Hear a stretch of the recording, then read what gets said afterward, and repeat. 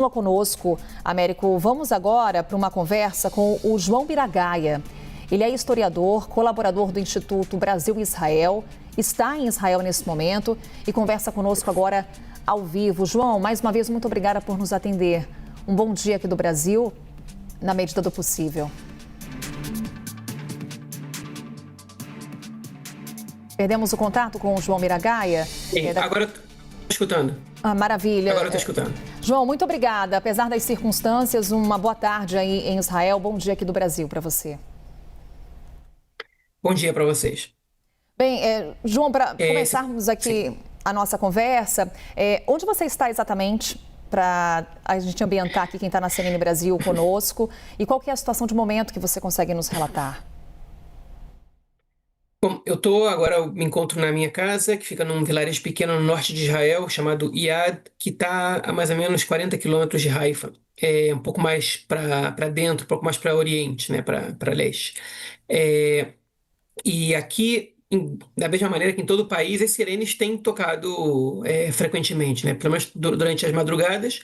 Ontem a gente também foi surpreendido com uma sirene na parte da tarde. Onde eu moro não houve danos, a colisão direta mais próxima daqui foi na cidade árabe de Tamra, que fica a mais ou menos 20 minutos daqui, mais perto inclusive do que Haifa, onde morreram 4 pessoas, né, nessa colisão, uma família praticamente inteira. Mas aqui, por sorte, até agora não teve nada, mas a tensão ela está presente a todo momento. João, há pouco a gente noticiava o número de mortos em Israel apenas na última noite, devido aos ataques do Irã, pelo menos 8 mortos. Em que medida, João, isso gera a desconfiança da população israelense nesse momento em relação ao seu sistema de defesa? O que você consegue nos relatar em termos de nível de apoio popular a essa ofensiva israelense? O nível de confiança quanto ao sistema de defesa não decaiu, porque a população tem consciência, até pelos conflitos anteriores, de que o sistema de defesa não é perfeito, nenhum é. E ele tem um percentual muito alto de derrubada de mísseis e foguetes, de choques, mas ele não é 100%. Ele passa dos 90% das interceptações, e isso é uma realidade, a população entende que essa é uma realidade. Por outro lado, a gente sabe também que esses mísseis têm um poder destrutivo muito maior do que tinham os pequenos mísseis do Hezbollah ou os foguetes do Hamas. A capacidade destrutiva deles ela destruiu bairros inteiros, né, quando há colisão direta. E ontem a gente teve o primeiro caso de pessoas que foram mortas porque o míssil colidiu diretamente contra o quarto protegido, onde eles estavam presentes. Ou seja, os quartos protegidos que foram feitos pensando nos mísseis Scud, lá do Iraque, nos anos 90, eles não são resistentes o suficiente para resguardar a população contra os mísseis mais potentes do Irã, em caso, obviamente, de uma colisão direta contra o quarto protegido. Por outro lado, as pessoas que estão nos quartos protegidos se salvaram muitas vezes, porque se a colisão não é direta exatamente contra esse local, as pessoas salvam vidas. O quarto protegido realmente salva vidas. Américo. Professor, muito obrigado por participar. Uma boa tarde ao senhor aí. Israel, quando em conflito, a sociedade israelense tem uma característica muito importante, que é de união. Quando o país se sente ameaçado, a sociedade israelense tende a se unir e deixar de lado temporariamente as questões e suas divisões internas. Estamos falando, afinal de contas, de uma democracia vibrante no Oriente Médio. A minha questão é, se esse tipo de ataque continuar e esse número de mortes continuar crescendo, o senhor acha que o apoio ao primeiro-ministro Benjamin Netanyahu tende a se dissipar mais rapidamente? Bom dia, Américo. Eu acho que essa característica de união em função de uma guerra, ela é uma guerra principalmente quando o adversário, o inimigo, é considerado de fato um consenso para a população que se trata de um inimigo. Na verdade, é uma verdade para diversas nações, né? Não só para Israel. E Israel passou, durante sua história, por algumas guerras que foram consideradas pela população como guerras existenciais. A própria guerra com o Hamas, que começou no dia 7 de outubro, durante os primeiros meses contou com um altíssimo apoio popular. Ou seja, mesmo o Netanyahu sob baixa popularidade, e vale a pena te lembrar, a popularidade do Netanyahu atingiu os seus piores números nos dias seguintes ao ataque do 7 de outubro, eu fui há pouco tempo reler as pesquisas daquela época e a maioria da população apoiava a renúncia do primeiro-ministro Netanyahu após o fim da guerra. Ou seja, a guerra ela começa a perder o apoio quando a população começa a desconfiar das intenções do governo ao realizar a guerra, ou se a guerra ela está conseguindo atingir os seus objetivos ou não. E essa é a grande questão. Ou seja, no momento, a impressão que dá, porque não há pesquisas, mas a gente vê pelos meios de comunicação, vê pelas redes sociais, é que há um apoio maciço da população israelense a esse confronto com o Irã. Eu não sei se a população teria toda escolhido realizar essa guerra agora, ou estaria disposta talvez a pagar o preço que foi estipulado pelo governo, mas há uma compreensão social, há um consenso, praticamente um consenso de que o Irã é um inimigo legítimo e que precisava ser freado. Agora, o apoio ele vai depender muito dos objetivos serem alcançados ou não. E eu acho que isso a gente já começa com uma complicação em relação a essa resposta, porque os objetivos não foram tornados públicos para a população pelo governo israelense. Se o governo israelense não foi a público, como fez no 7 de outubro, para dizer os nossos objetivos são A, B ou C. A gente não sabe quais eles são. Então, isso dificulta que a população, a médio prazo, compre a narrativa de que a guerra é importante. Ela é importante para quê? Qual é o nosso objetivo? Quando você fala, João, dessa ausência de um objetivo claro, qual que é o tipo de informação, então, que as autoridades israelenses vêm passando à população? Quando a gente fala das autoridades israelenses, a gente tem que separar em três, né? O governo israelense, que são os órgãos oficiais que deveriam estar falando com a população agora, o exército e as forças de segurança, e as declarações em off que chegam à imprensa, que são muito comuns aqui em Israel, né? O governo não se manifestou. O governo alega que o Irã é um inimigo que precisa ser freado, que o programa nuclear iraniano precisa ser freado, mas ele não deixa claro se, por exemplo, a guerra é para detonar os reatores nucleares do Irã ou se é para forçar o Irã a sentar numa mesa de negociações para negociar um acordo que seja positivo para Israel, ou se de fato é derrubar o regime do Irã para um regime mais simpático a Israel, de modo que não ameace o país. O governo não deixa isso claro. O exército informa os êxitos que ele tem alcançado durante o confronto e também as perdas, né? E a gente não pode esperar das Forças Armadas mais do que isso. Eles não são um órgão político, eles são burocracia do Estado e estão aí para informar sobre a sua instituição internamente. E as declarações que a gente vê em off para a imprensa, sejam de membros do alto escalão das Forças Armadas ou do governo, são muitas vezes contraditórias, mas na maioria das vezes elas dão para a gente um indicativo de que o objetivo israelense. Perdemos o contato com o João Miragaia, que trazia para a gente o contexto do que está acontecendo nesse momento lá em Israel, como é feita essa comunicação com a população. Ainda vivemos mais um dia de tensão em território israelense, tivemos uma noite com ataques. Essa imagem que você acompanha é uma imagem ao vivo de um dos prédios destruídos por um desses bombardeios. E o João Miragaia trazia uma informação de que vítimas registradas nesse último ataque estariam num quarto protegido, num bunker, que teria sido atingido diretamente por um míssil. Informação que o João Miragaia trazia para a gente, bem como nos atualizando com relação a essa comunicação que é feita com a população nesse momento, destacando principalmente a ausência de uma manifestação por parte do governo israelense junto ao povo israelense, junto à população, mas também trazendo algumas informações com relação ao que o exército israelense fala no momento. Agora sim, retomamos o contato. João, você trazia exatamente essa divisão entre as autoridades israelenses para a gente ter uma dimensão de como se dá agora essa comunicação com a população do país. Você trazia para a gente exatamente o balanço que é feito pelo exército israelense.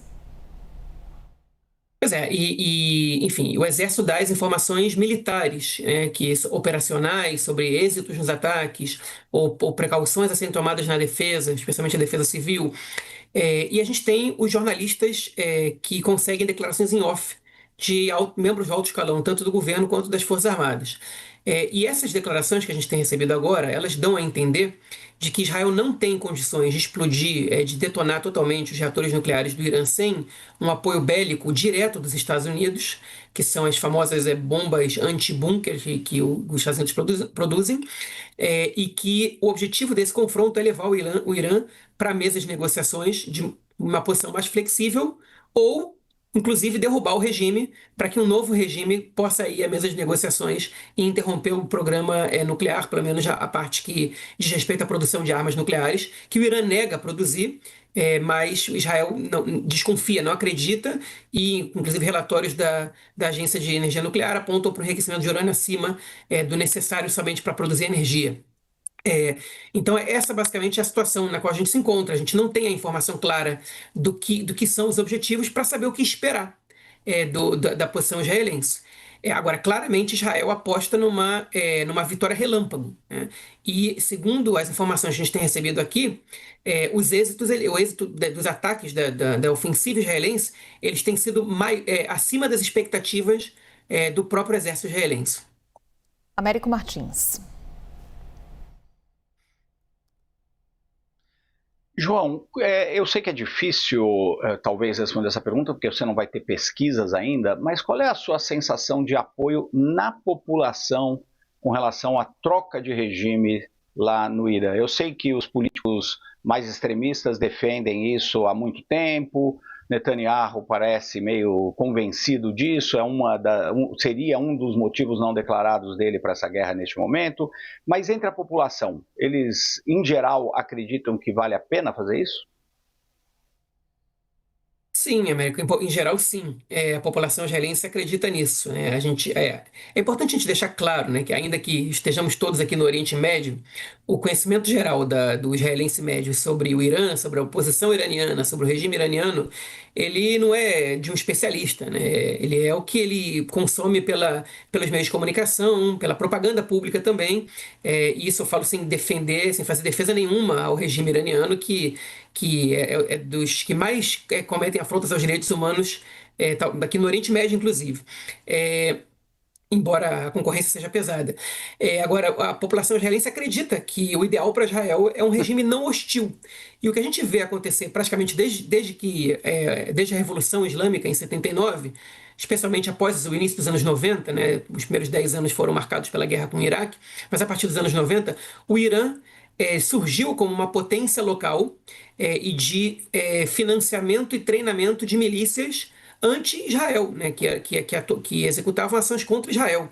E a população israelense tem conhecimento disso, que o Hezbollah, que o Hamas, que a Jihad Islâmica e agora que os Houthis são organizações que foram subsidiadas, treinadas e lideradas pelo Irã para realizar ataques contra o país. Então, qualquer alternativa a esse regime, que é chamado em Israel de cabeça da serpente, para a população israelense, dentro da sua situação, é uma alternativa melhor do que o atual regime. A gente não tem como saber o futuro, né? A gente não sabe que força emergeria no Irã caso o regime dos ayatollahs caísse, mas ele certamente é muito impopular em Israel. João, enquanto conversamos, tem atualização agora da CNN Internacional. Militares israelenses dizem ter destruído 1/3 dos lançadores de mísseis do Irã. As forças de defesa de Israel, portanto, informam à CNN Internacional que destruíram mais de 120 lançadores de mísseis do Irã, o que representa 1/3 do total. E aí, João, vou também trazer com você um pouco da questão da defesa israelense, porque há a expectativa de que esse conflito dure dias, segundo as próprias forças de defesa de Israel informam, segundo o próprio Benjamin Netanyahu pondera. Qual que é a capacidade de defesa de Israel para todo esse período, tendo por referência justamente o poderio militar do Irã? Olha, essa é tida aqui também por esses especialistas que fazem comentários em off como um dos objetivos de Israel também na guerra, que é diminuir o potencial destrutivo do Irã contra Israel. O Irã, por exemplo, conta com segundo as estimativas, cerca de 5.000 mísseis, entre mísseis balísticos e de cruzeiro, que possam sobrevoar até 1.500 a 2.000 quilômetros e atingir Israel. O Ayatollah, segundo informações que surgiram na imprensa israelense, Ayatollah Khamenei autorizou o disparo de 1.000 mísseis simultâneos após o ataque israelense. Mas esses 1.000 mísseis não puderam ser disparados porque o Irã não tem 1.000 lançadores. Então eles não podem, os lançadores são muito caros, não são de fabricação iraniana, boa parte deles, e o Irã não tinha isso à disposição. E uma das primeiras ações do Mossad foi destruir parte dos lançadores de mísseis. Então, esse confronto também é visto como um confronto defensivo para Israel, porque ele reduz a possibilidade de danos que o Irã possa causar no país. Por outro lado, a gente pode entender que caso Israel não tivesse atacado, esses ataques iranianos que a gente vê acontecendo todas as noites, provavelmente não estariam acontecendo, pelo menos no momento, pelo menos a curto prazo, né? Então, é uma guerra preventiva, mas que, por outro lado, trouxe também, segundo a própria narrativa israelense, mas que, por outro lado, trouxe também o ataque do Irã contra nós. Agora, esse ataque a gente tem visto, o Irã não consegue disparar 180 mísseis, como fez em outubro do ano passado, em 40 minutos, mais ou menos. Eles têm dificuldade agora justamente por causa dos danos feitos, não só no seu arsenal de mísseis balísticos, mas também nos lançadores. A gente não tem como confirmar se a informação do Exército é verdadeira ou não. Essa informação que o Exército traz. Na guerra, a gente sabe que os dois lados fazem propaganda. Mas se ela for verdadeira, e aparentemente ela tem pelo menos alguma proximidade com a realidade que a gente tem visto, realmente dificulta a vida do Irã nesse confronto, porque os mísseis balísticos têm sido praticamente, junto com os drones, a única arma do Irã contra Israel. Américo Martins. João, como a população israelense tem visto a participação dos Estados Unidos nesse conflito? Existe ali uma esperança, talvez, de envolvimento mais direto dos americanos ou é mais indiferente com relação ao israelense médio, essa eventual participação americana? Olha, Américo, essa é uma pergunta muito interessante. Eu gostaria de ter uma resposta completa para te dar, mas eu vou tentar mais ou menos contextualizar com base no que eu tenho visto nas redes sociais. Anteontem, o Trump, foi relatada uma conversa entre o Trump e o Putin, né? Que o Putin teria telefonado para o Trump e dito que a guerra entre Israel e o Irã tem que acabar. E aí o Trump teria respondido para ele, e a sua guerra também. E aí, parte da imprensa israelense divulgou essa mensagem como Trump disse que a guerra tem que acabar. O que não foi exatamente o que ele disse, mas ele poderia ter deixado isso nas entrelinhas. E quando essa informação começou a circular dessa maneira, principalmente entre a base apoiadora do Netanyahu, houve muitos comentários decepcionados, frustrados e ofensivos atacando o Trump, achando que o Trump deveria apoiar Israel nesse momento, já que não envia tropas americanas que pelo menos apoiem Israel nesse conflito, nesse confronto que é tão importante para o país. Então, há uma expectativa, sim, de apoio dos Estados Unidos nesse conflito. Agora, eu acho que já ficou claro que os Estados Unidos não vão se envolver militarmente caso não sejam provocados, ou seja, caso o Irã não ataque bases dos Estados Unidos na região. A tendência é que os Estados Unidos não entrem na guerra de maneira direta. Obviamente, fornecem armas para Israel, não só forneceram, como seguem fornecendo.